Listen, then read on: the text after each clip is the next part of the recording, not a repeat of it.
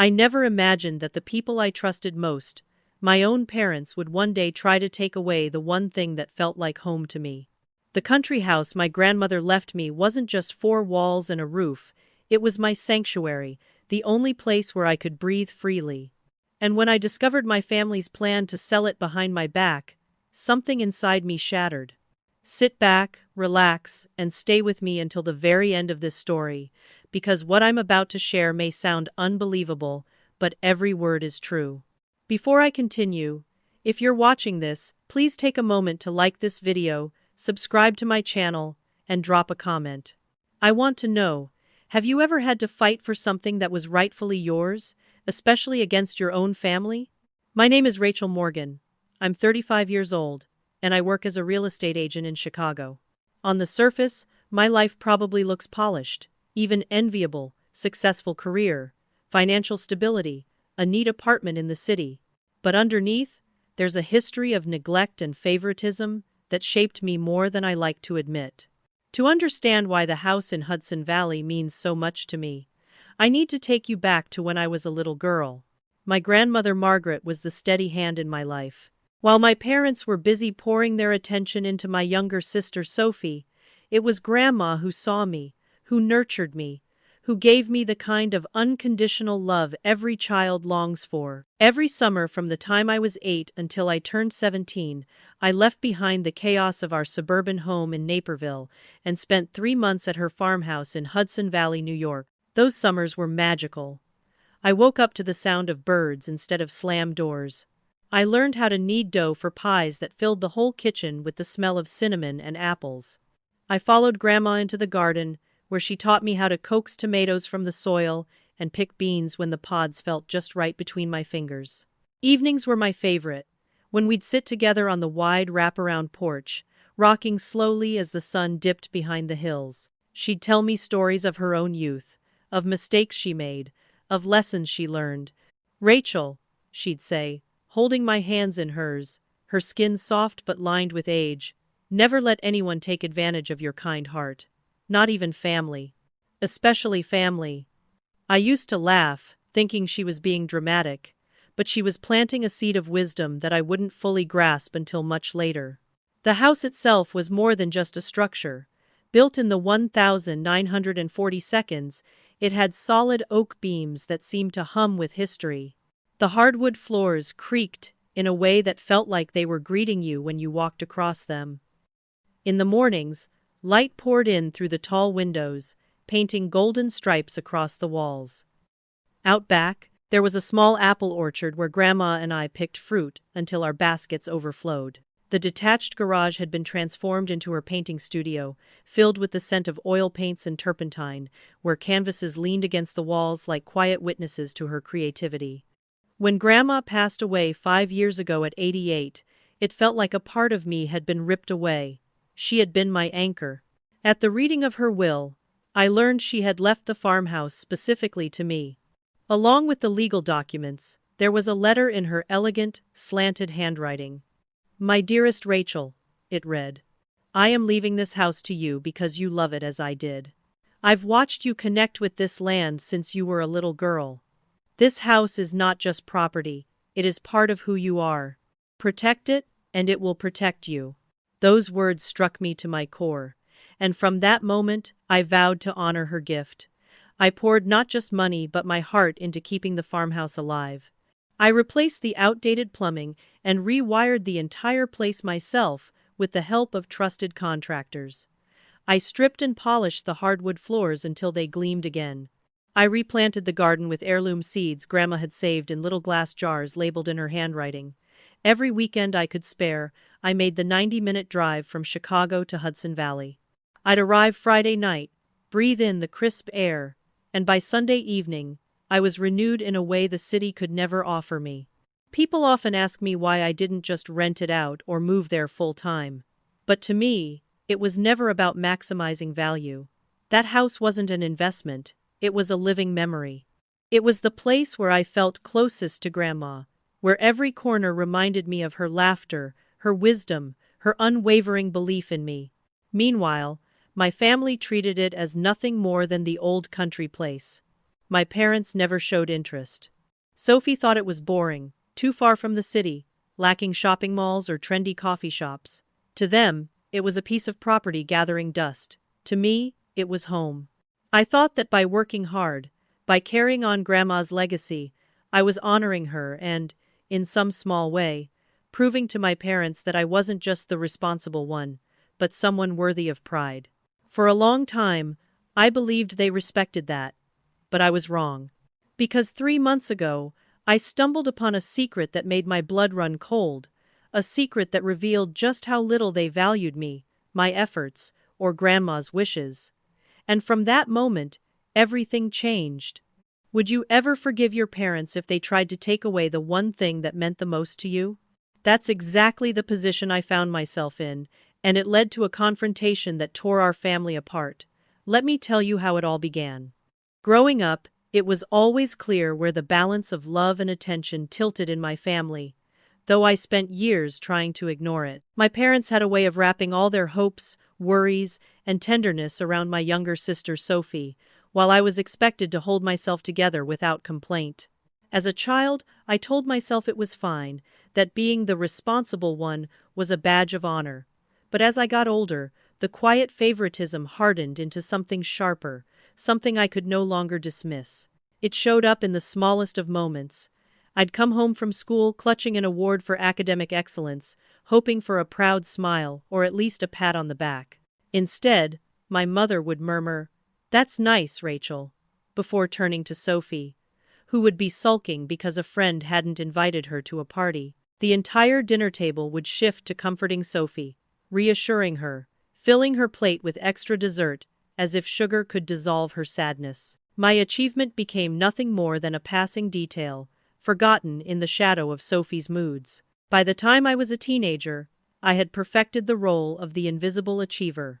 Straight A's, varsity soccer, volunteer work all met with lukewarm nods. Meanwhile, Sophie quit dance after 2 lessons, dropped out of art camp halfway through, abandoned horseback riding after her first fall, and each time my parents applauded her courage to explore. When she cried over the latest disappointment, my mother's voice would take on that syrupy tone I came to dread. "She's sensitive, Rachel. You have to understand." The truth was, I did understand. I understood that no matter what I did, I would never be the one they rallied around. I was expected to be sturdy, to withstand neglect, to shine quietly without needing recognition. Sophie was the fragile one, the one who needed coddling, and that made her their star. As adults, nothing changed. I built a career in real estate, working 60-hour weeks, climbing to the top of my firm with grit and persistence.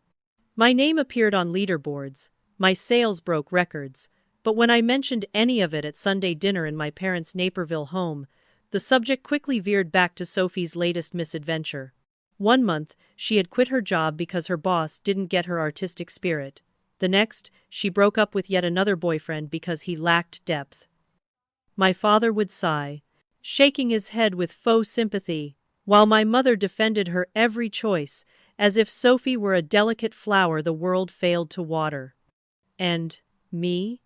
I sat at that table, smiling politely, offering sips of wine, asking about her plans, as though I didn't notice the imbalance. Inside, though, it cut deeper than I wanted to admit. Each time I was passed over for attention, each time my struggles were dismissed, it was another reminder. I was there to hold the family steady, not to be celebrated. There was one Sunday in particular that still sticks with me. I had just closed the biggest deal of my career, selling a multi-million-dollar property on Michigan Avenue. It was the kind of sale that agents dream of, the kind of achievement that could change the trajectory of a career. I arrived at dinner that night, bubbling with excitement, hoping just this once that they would recognize my accomplishment. But as soon as I mentioned it, my father gave a perfunctory nod, muttered something about real estate being hot right now, and turned to Sophie, who was sulking because her latest boyfriend hadn't texted her back. "Maybe he's just intimidated by how special you are," my mother said, reaching for her hand. "Men can be so insecure." The sting of dismissal burned so hot in my chest that I barely touched my food. By dessert, I excused myself, claiming I was exhausted. In truth, I was suffocating, desperate to escape the weight of their indifference. On the drive home, I cried harder than I had in years, furious at myself for still craving their approval when I should have known better. That was the rhythm of our family. Sophie was the sun, dazzling and fragile, while I orbited around her, steady and reliable, my own glow ignored. And yet, despite the unfairness, I kept showing up. I told myself that being part of a family meant sacrifice, patience, forgiveness. I convinced myself that my place at the table, however invisible, was better than no place at all. But the cracks were widening, my tolerance was wearing thin. Somewhere deep inside, I knew a reckoning was coming. And it did, in a way I never could have predicted. Because not long after, Sophie announced she was pregnant. And from that moment, everything in our family dynamic shifted, accelerating toward a collision none of us could avoid. I can still picture the exact night my sister Sophie dropped the news that would tilt our family dynamic into uncharted territory. It was a Sunday evening, one of those routine dinners at my parents' house in Naperville, the kind I often dreaded but still attended out of obligation. The table was set with my mother's polished china, roast chicken steaming at the center, green beans arranged neatly in a serving bowl, and a bottle of Chardonnay breathing on the counter. It was ordinary, familiar, even comfortable in its way, until it wasn't. I noticed Sophie acting different from the moment she walked in. She wasn't her usual dramatic, fidgeting self. She was almost glowing, a secret humming beneath her skin. Her boyfriend Ethan trailed close behind, nervous, his eyes darting around as if scanning for exits. I had seen him before, but only briefly. He was quiet, polite, almost cautious in contrast to Sophie's unpredictable energy. They sat down across from me, exchanging knowing glances as if they were building up to something. Dinner began as usual small talk, my parents asking Sophie about her week, my contributions sliding by with little acknowledgement. Then Sophie put her fork down with theatrical precision, cleared her throat, and said, "I have something to tell you." She glanced at Ethan, who gave her a tight, uneasy smile. Then she looked straight at my parents. "We're having a baby." The room went silent for a beat, so quiet I could hear the ticking of the kitchen clock. Then my mother gasped, her hand flying to her chest. My father's eyes widened in shock. But within seconds, their stunned expressions melted into radiant joy. My mother reached across the table, grabbing Sophie's hand with tears brimming in her eyes. "Oh, sweetheart, this is wonderful news, our first grandchild." My father pushed back from his chair, standing up to shake Ethan's hand, his face alight with pride. "Congratulations, son, you're going to be a father. This changes everything." I managed a smile and murmured, "Congratulations," though inside, my emotions tangled in a complicated knot. I wanted to be happy for Sophie, I really did, but a flicker of unease stirred in my chest. I knew my sister better than anyone. I had seen her run from responsibility, abandon jobs, relationships, even pets, when they required more than she was ready to give. And now she was announcing she was bringing a child into the world? I couldn't help but wonder if she was prepared for the relentless, consuming reality of parenthood. But my doubts remained unspoken. My parents were too busy celebrating to notice the tightness in my smile. They peppered Sophie with questions. When was she due? Had she seen a doctor yet? How was she feeling? Ethan chimed in occasionally, his answers measured, his smile strained. He looked more overwhelmed than overjoyed, and I wondered if he shared some of my concerns. By the time dessert arrived, the conversation had shifted from shock to planning. My mother was already discussing nursery colors, my father pulling up his phone to show photos of family homes in their neighborhood. "You can't raise a baby in that cramped one-bedroom," my mother fretted. "You'll need space, a proper home, with a yard and good schools nearby." Ethan opened his mouth as if to respond, but Sophie cut him off with a breezy laugh. "We'll figure it out, Mom. I'm not worried." But my parents were. I could see the wheels turning behind their smiles. Their joy was genuine, yes, but so was their anxiety. My mother squeezed Sophie's hand again, her voice soft but insistent. "Don't you worry, darling. We'll make sure you have everything you need." It was then I noticed my father's eyes flicker toward me, lingering for a moment too long. His look wasn't casual. It carried weight, an unspoken message I didn't yet fully understand. At the time, I brushed it off as my imagination. But in hindsight, it was the first sign of what was to come. On the drive back to Chicago that night, I couldn't shake the feeling gnawing at me. My sister's pregnancy was being treated as a family-wide project, a mission my parents were determined to succeed in. And I knew from experience that when my parents latched onto a cause, they would marshal every resource, bend every rule, and expect everyone to contribute, including me. The memory of my father's lingering glance haunted me as I pulled into my apartment garage. It wasn't just pride I'd seen in his eyes, it was calculation. And deep down, I feared I already knew what, or rather, whose resource they would target to solve Sophie's new dilemma. That fear, as it turned out, wasn't unfounded. Because not long after Sophie's announcement, my parents revealed a plan that would test every boundary I had ever tried to draw with them.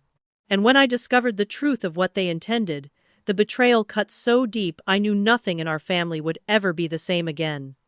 It happened on a Sunday evening, one of those family dinners I had grown used to enduring rather than enjoying. The roast smelled the same, the table was set with the same china, and the conversation followed the same pattern, my mother fawning over Sophie, my father throwing in a few anecdotes about golf, and me, sitting politely at the edge, contributing when necessary but mostly observing. Nothing about that evening suggested it would become the night everything shifted, the night I would finally see the depth of my parents' betrayal with my own ears. Dinner had been long, full of Sophie's chatter about baby names and her new obsession with prenatal yoga. My parents hung on every word as if she were delivering prophecy, their faces glowing with pride. I tried to listen, tried to be supportive, but my chest felt heavy, as if some unseen storm was approaching. When dessert was mentioned, I excused myself to use the bathroom, partly to escape the suffocating atmosphere, partly to collect myself. On the way back down the hall, I slowed when I heard voices from the kitchen. My father's low rumble carried through first. "Spring would be perfect," he was saying. "We could list the Hudson Valley place and get top dollar." For a moment I froze, confused. My father owned a few investment properties, though he rarely involved me despite my career in real estate. But then came the words that shattered any illusion of misunderstanding. "Do you think Rachel will fight us on it?" my mother asked in a hushed voice. I stopped breathing. They weren't talking about one of his investments. They were talking about my house. My house. The one Grandma had left specifically to me. "She has to understand," my father continued, his tone firm, almost rehearsed. "Sophie's starting a family. She can't raise a baby in that shoebox apartment. And Rachel doesn't even live there full time. It's just sitting empty most of the week." The air seemed to thicken around me, pressing against my chest until I thought I might choke. They were plotting to sell the one place that tied me to my grandmother, the one place that held my happiest memories, without even the courtesy of asking. As if it were communal property, something they could redistribute at will.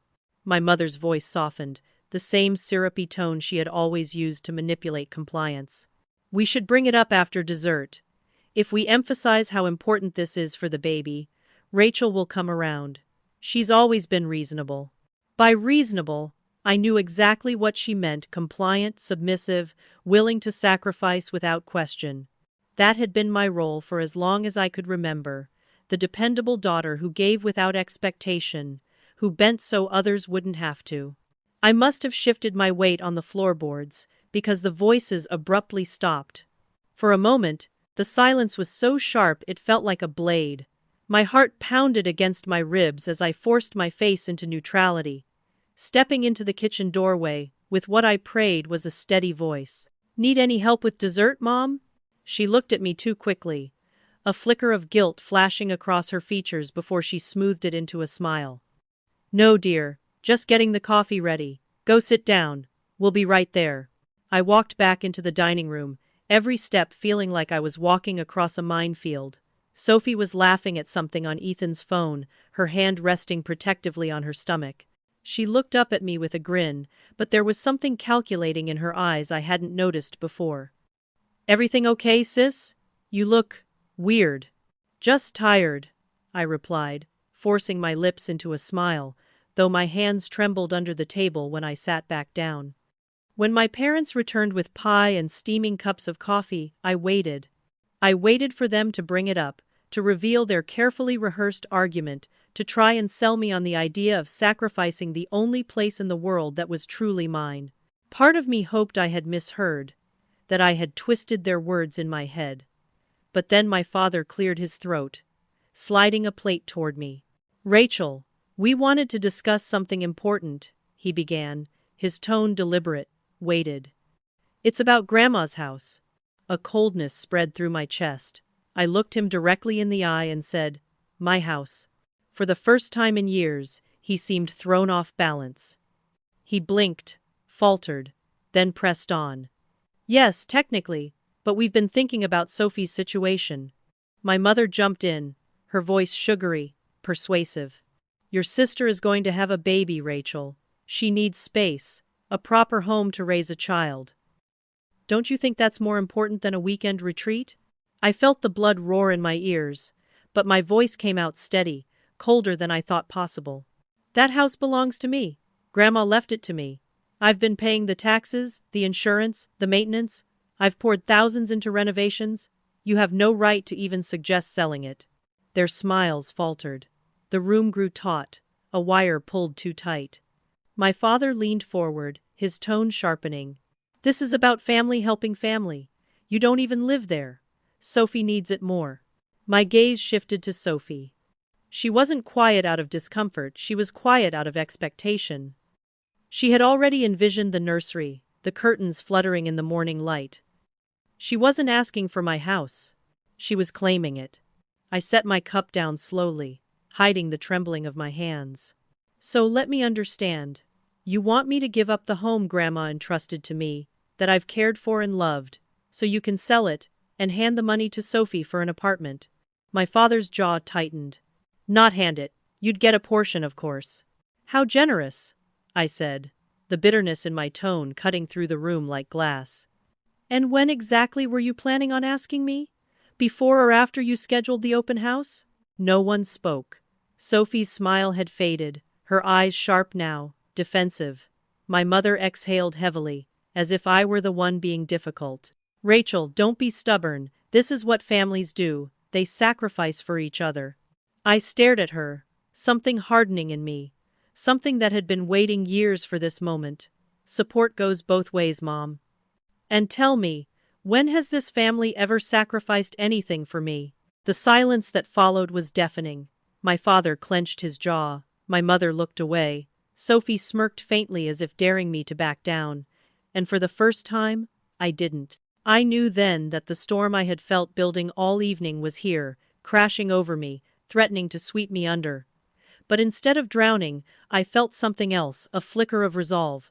Because if they thought I would roll over like I always had, they were about to learn just how wrong they were. And that realization set the stage for what came next. A decision of my own that would change everything. I sat at the dining table with my parents and Sophie staring at me. The tension so thick it felt like a physical weight pressing against my chest. My father's words about selling my house still echoed in my ears, but it wasn't just the suggestion, it was the entitlement in his tone, the certainty that I would fall in line like I always had.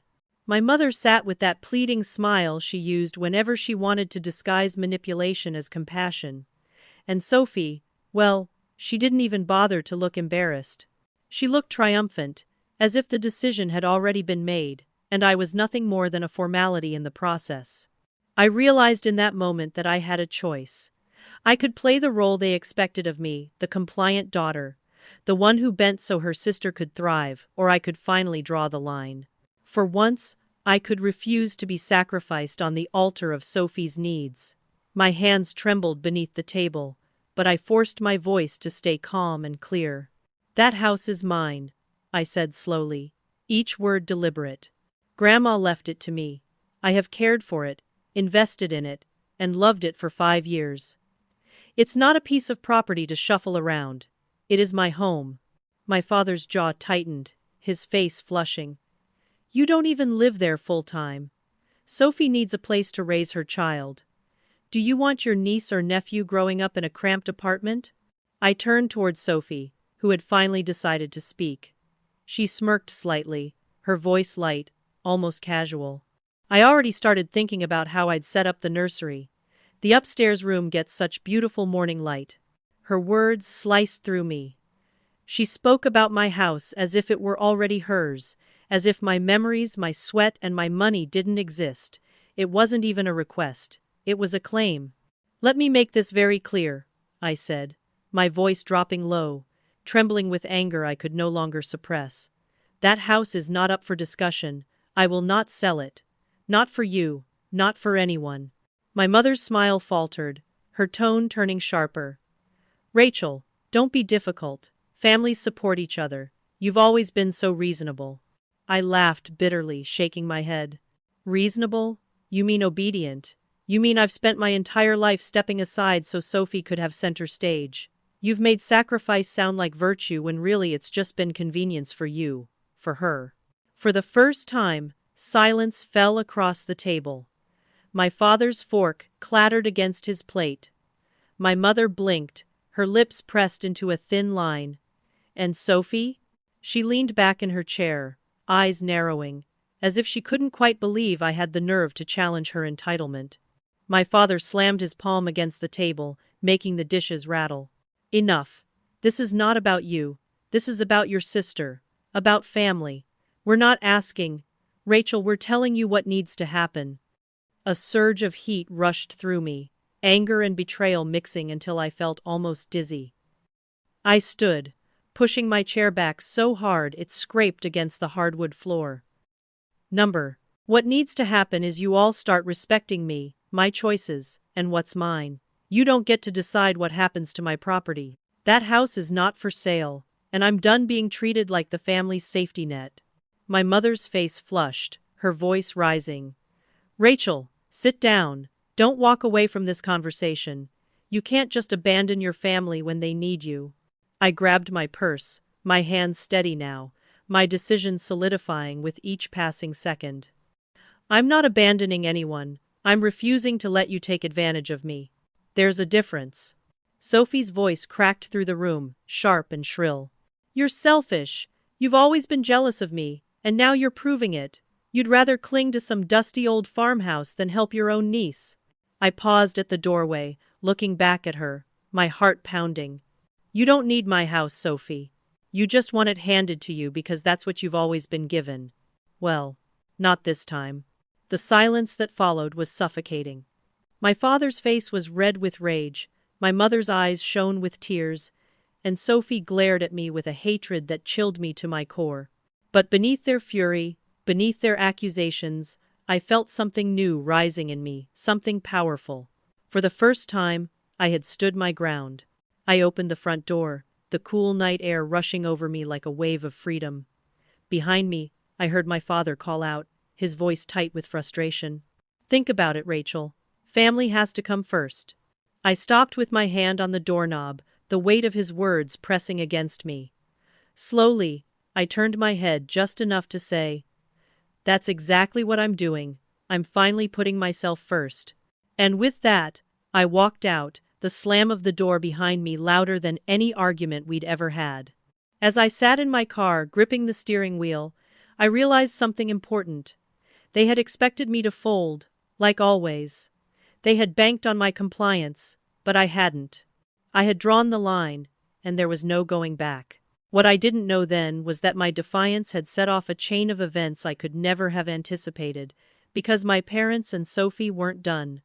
Not by a long shot, and their next move would test me in ways I had never imagined.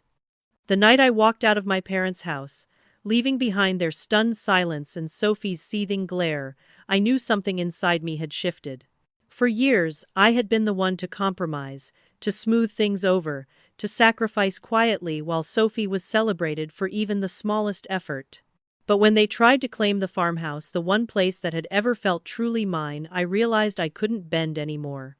That line had been crossed, and if I didn't act quickly, I risked losing the very thing my grandmother had entrusted to me.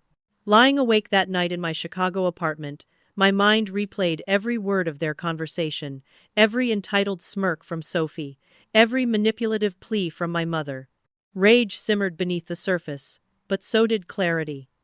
My parents believed they could wear me down, convince me, maybe even corner me into handing over the farmhouse. They had done it all my life, pushed until I gave in. But this time, I wasn't going to wait for their next move. I was going to make mine first. And then it hit me. I was a real estate agent. If anyone was going to sell that house, it would be me. Not for Sophie, not for my parents, but for myself. If I couldn't hold on to the farmhouse without them constantly circling it like vultures, then maybe the only way to take back control was to sell it on my terms to someone who would value it, who would honor its history the way I had. The very next morning, I marched into my office and sat across from Darren, my broker. "I want to list my own property," I said, my voice firmer than I felt, "and I want it done fast." He raised his eyebrows, studying me. "The farmhouse in Hudson Valley? You've held on to that for years. Are you sure?" "Completely," I lied, though the truth was far more complicated. I wasn't sure at all. My chest ached at the thought of letting it go. But I was sure about one thing. I wasn't going to let my family strip it away from me like they had stripped so many other things before. From that moment on, I threw myself into the process with a single-minded determination. I called in favors from photographers I trusted, staging experts I had worked with, and contractors who could polish the details that mattered most. Within days, the farmhouse was glowing in photos, sunlight spilling through the windows, the orchard lush and green, the studio warm and inviting. I crafted the listing myself, pouring into it the same love I had poured into the house over the years. Historic 1940 farmhouse, on 2 acres of landscaped grounds. Restored hardwood floors, updated kitchen, original stone fireplace, Northlight artist studio, heirloom orchard, and wraparound porch perfect for sunsets. 90 minutes from Chicago. Ideal retreat for those seeking peace without sacrificing comfort. I deliberately priced it slightly below market value, enough to spark immediate interest without underselling it. This wasn't about maximizing profit, it was about speed, control, and making sure the right person ended up with it. By Friday, the listing was live, though marked private, so it wouldn't pop up on the public websites my parents or Sophie might stumble across. By Saturday morning, I had 6 showings lined up. The first few buyers didn't feel right. One was a couple dreaming of turning the place into a vacation rental, their eyes gleaming at the thought of Airbnb profits. Another was a pair of young artists who fell in love with the studio, but clearly couldn't afford the property.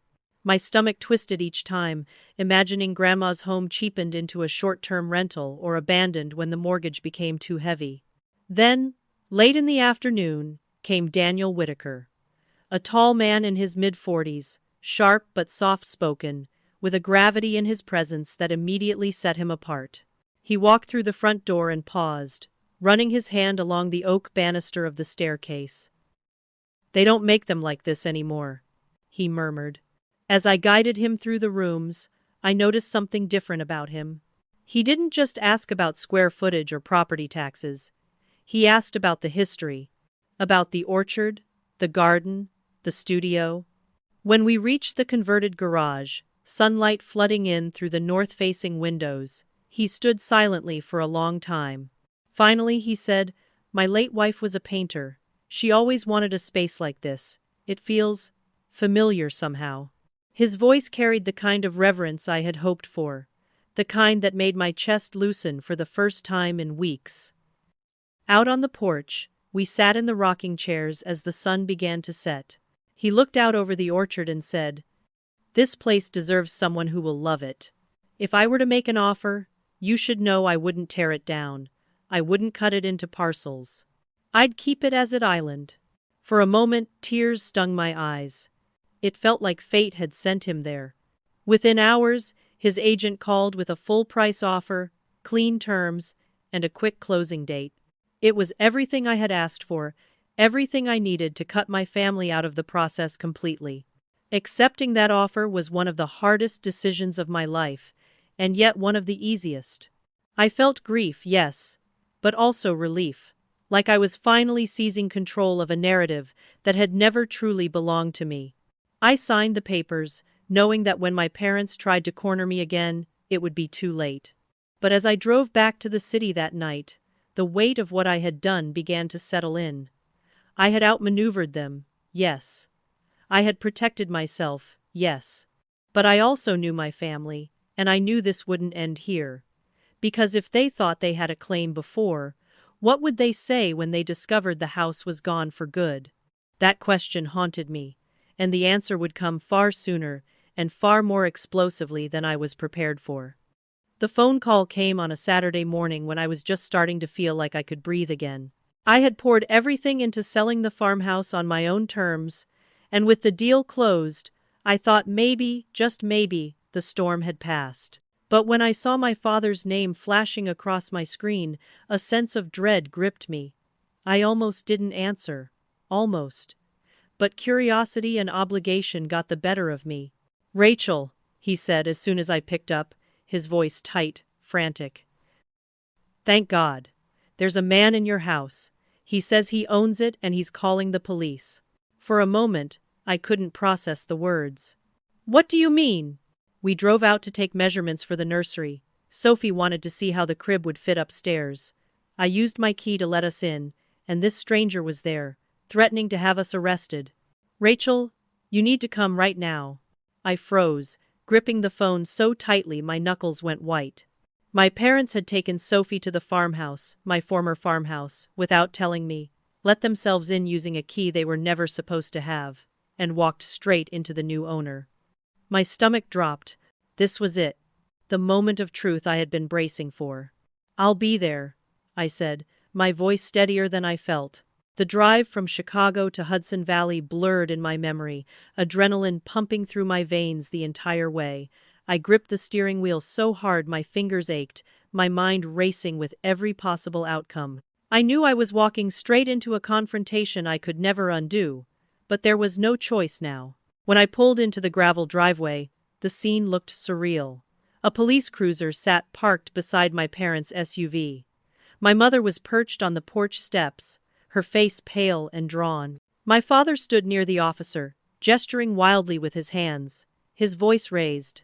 Sophie was in the passenger seat of their car, her face streaked with tears, glaring at the farmhouse, as if it had betrayed her personally. And standing calmly near the police car was Daniel, the new owner, arms folded, his expression firm but composed. The moment I stepped out of my car, every head turned toward me. My father's face lit up with relief, as if I were about to save them from humiliation. "Rachel, tell this officer this is your house, that we have permission to be here." I walked slowly toward the group, every step heavy with the weight of the truth. My heart hammered in my chest, but my voice, when it came, was clear. "Actually," I said, looking from my father to the officer, "this isn't my house anymore. I sold it 2 weeks ago. Daniel is the legal owner now." The silence that followed was deafening. Even Sophie's sobs halted for a moment. My father's relief curdled into disbelief, then fury. My mother's eyes widened, her mouth opening and closing like she couldn't quite form words. "You did what?" she finally managed, her voice cracking. "I sold the house," I repeated. "It was mine to sell, and I did." My father shook his head violently, turning to the officer. No, this is a mistake. She can't have done that without telling us. We had plans for this house. It's supposed to be for Sophie and the baby." The officer raised an eyebrow, clearly piecing things together. "Ma'am, sir, are you saying you entered this property without the owner's permission?" My father jumped in quickly, desperate. "This is just a family misunderstanding. Rachel knows we were only trying to help." But I stood my ground. "There's no misunderstanding. The house was legally mine, and now it's legally Daniel's. You have no right to be here. You used a key you weren't supposed to keep. That's trespassing." The officer looked uncomfortable, shifting his weight. "Mr. Whitaker, do you want to press charges?" Daniel's gaze flicked to me, then back to the officer. "No," he said firmly. "As long as they leave now, and understand they can't come back without an invitation." My father's face was red with humiliation and fury, but my mother tugged at his arm, whispering urgently. He looked like he wanted to argue, but he swallowed it, his jaw clenched so tight I could see the muscle twitching. And then Sophie burst out of the car, storming toward me with tears streaking her face. "How could you?" she screamed. "How could you do this to me? To my baby? You knew we needed this house." I stood still, her anger crashing over me like a wave I refused to let drown me. "You needed a place to live, Sophie," I said evenly. "Not my house. Not the one thing Grandma entrusted to me. That house was never yours to claim." Her sobs turned into rage, her voice shrill. "You're selfish. You've always been jealous of me, and now you've ruined everything. You don't care about family, you don't care about anyone but yourself." My father had to physically guide her back toward the car as she thrashed against his grip, her words slicing through the air like knives. My mother wouldn't meet my eyes, her expression a mask of disappointment and hurt that twisted my stomach even though I knew I had done nothing wrong. As their car pulled away, Sophie's cries fading into the distance, the officer tipped his hat to me. "I'll file a report, but since the owner doesn't want to press charges, this is as far as it goes. I'd recommend changing the locks if you haven't already." "Already done," Daniel said calmly, his eyes steady on me. When the police left, the driveway fell into silence. I turned to Daniel, shame and gratitude warring inside me. "I'm so sorry you had to deal with that. I should have warned you." He shook his head. "Family complications are rarely neat. You stood your ground, and that's what matters." I nodded, though my chest ached with the weight of what had just unfolded. This was the confrontation I had dreaded, and it was every bit as ugly as I feared. And yet, beneath the guilt and exhaustion, there was something else: relief. The truth was out now. There was no going back. But I also knew my parents and Sophie well enough to realize this wasn't the end. This was only the beginning of the war they were prepared to wage against me. The days after the confrontation at the farmhouse felt like living in the eye of a storm. There was no peace in it, only a tense stillness before the winds whipped back around. My phone buzzed constantly, each vibration another text, voicemail, or email from my parents. At first, I tried to ignore them, but silence only seemed to enrage them more. The messages grew sharper, their words dripping with accusation. My father wrote long emails that read like legal briefs, declaring that although the farmhouse had been in my name, it was always intended to be a family asset and that the proceeds from the sale rightfully belonged to all of us. My mother's voicemails were more emotional. She wept into the receiver, her voice cracking as she said I had destroyed the family, that she didn't recognize me anymore. And Sophie, she didn't bother with subtlety. She blasted me on social media, spinning the story so that I became the villain, the cold, selfish sister who stole her chance at a proper home for her baby. Friends from high school I hadn't spoken to in years reached out, confused, asking if it was true I'd kicked Sophie out of Grandma's house. My Aunt Carol left me a voicemail, her voice tight with judgment. "Rachel, how could you do something like this without talking to your family first?" For a while, I felt like I was drowning in their version of the story, gasping for air against a tide of whispers, rumors, and half-truths. But there were cracks in their narrative. Not everyone bought it. My cousin David texted me. "I heard what happened. Honestly? Good for you. They've been leaning on you forever." A few close friends like Stephanie told me they'd seen through Sophie's dramatics years ago. Still, the constant pressure was exhausting.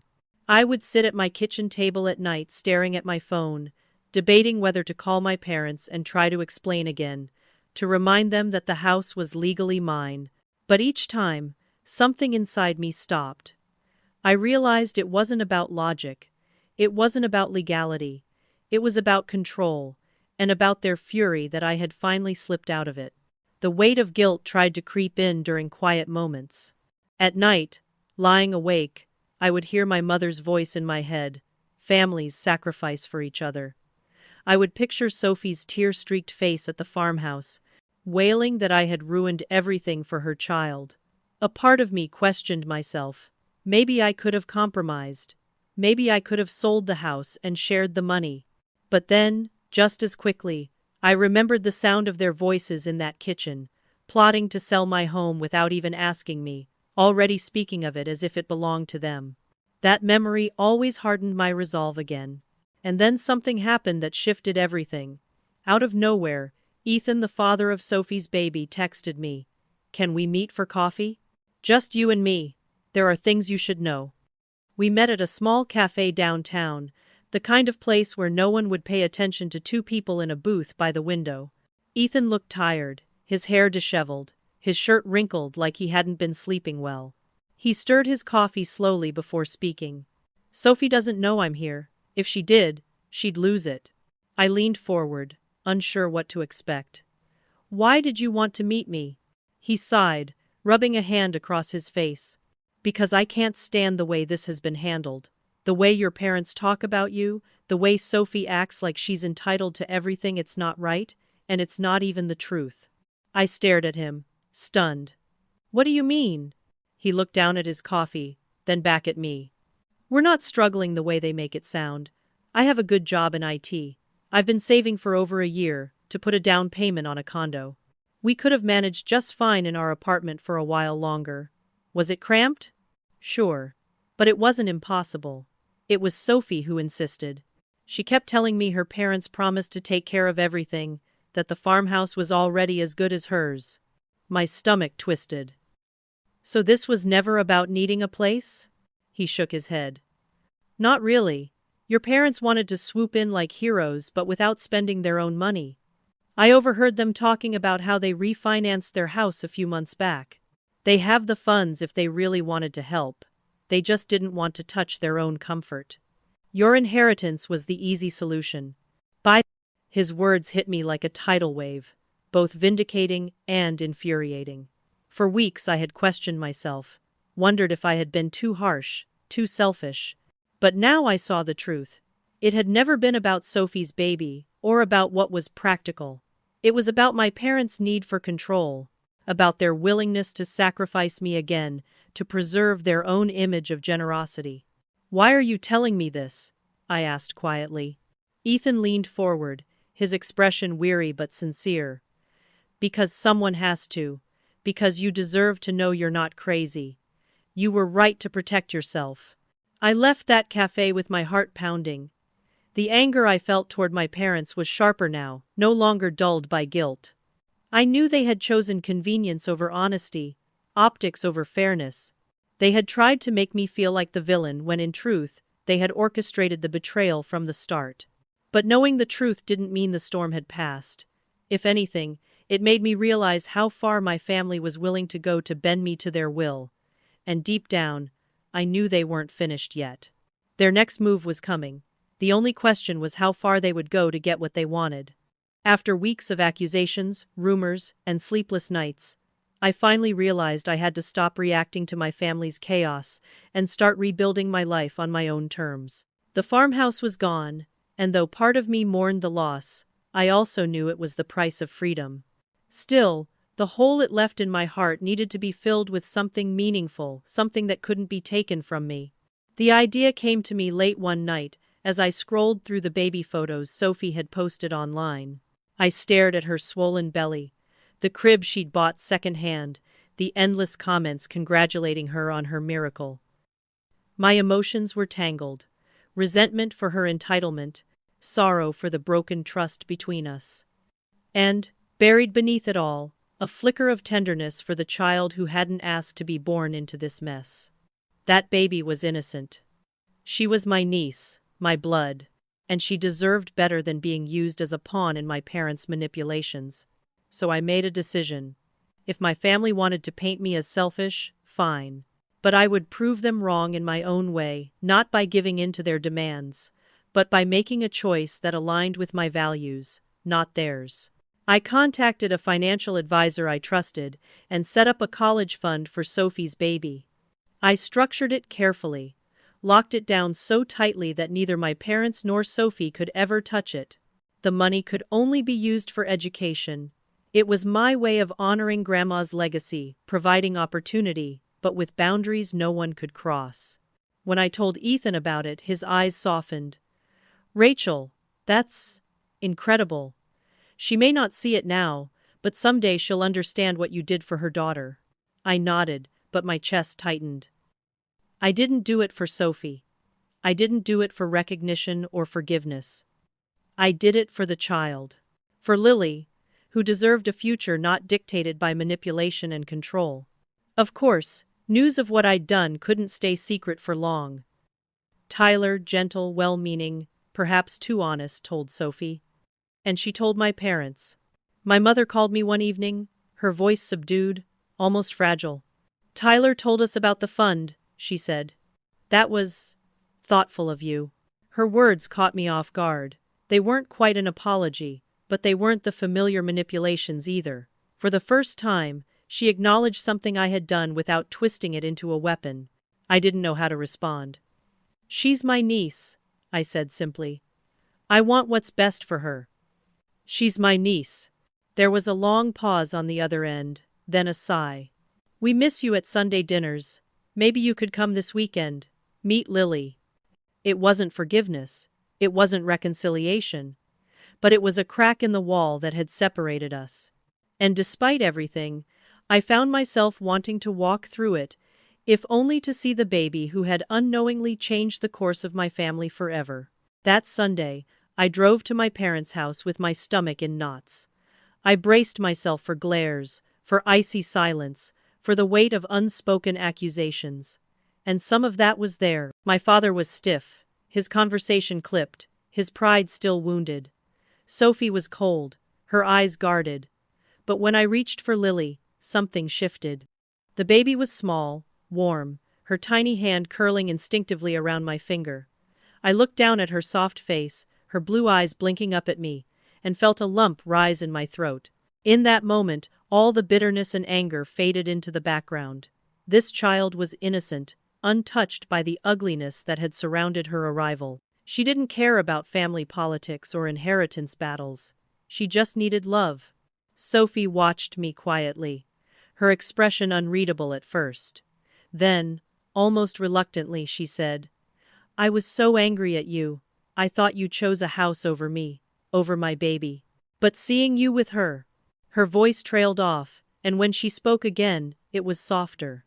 I guess I never thought about what it was like from your side. I didn't push her, didn't demand more than she was willing to give.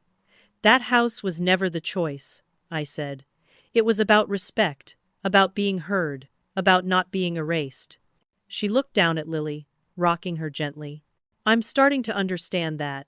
Maybe being a mother changes how you see things. I want Lily to grow up knowing her opinions matter, that no one can just make choices for her. Her words pierced me in a way I hadn't expected. For years, Sophie had been the symbol of everything I resented: entitlement, favoritism, manipulation. But in that moment, I glimpsed something else. The possibility of growth, of change. It didn't erase the betrayal. It didn't mend the fractures overnight. But it was a start. As the evening wound down, my father finally spoke directly to me. The college fund, he said gruffly. That was generous. It'll give her opportunities we couldn't. It was the closest he would come to admitting he'd been wrong, and though it wasn't enough, I took it for what it was, a step forward. Driving home that night, I felt the weight of the past months settle differently on my shoulders. The farmhouse was gone. My relationship with my family was scarred, maybe permanently. But I had drawn boundaries, kept my dignity, and chosen generosity on my own terms. For the first time, I wasn't living for their approval. I was living for myself. Still, I knew this fragile truce wouldn't last forever. Old habits die hard, and my parents had spent a lifetime molding Sophie into their golden child. The question now wasn't whether conflict would return, it was when. And the next time it did, I would have to decide again how far I was willing to go to protect the life I was finally building for myself. When I look back at everything that happened, the fights, the betrayal, the endless guilt trips, the screaming matches, and even the moment I had to face police officers on the porch of what used to be my sanctuary, I realized something I never thought I'd be able to say. I don't regret selling the farmhouse. For a long time, that house felt like the only anchor I had, the one place in this world where I was seen, valued, and loved because it held the memory of my grandmother. Letting it go felt, at first, like letting go of her. But in truth, what I let go of wasn't her memory, it was the illusion that holding on to the house was the only way to honor her.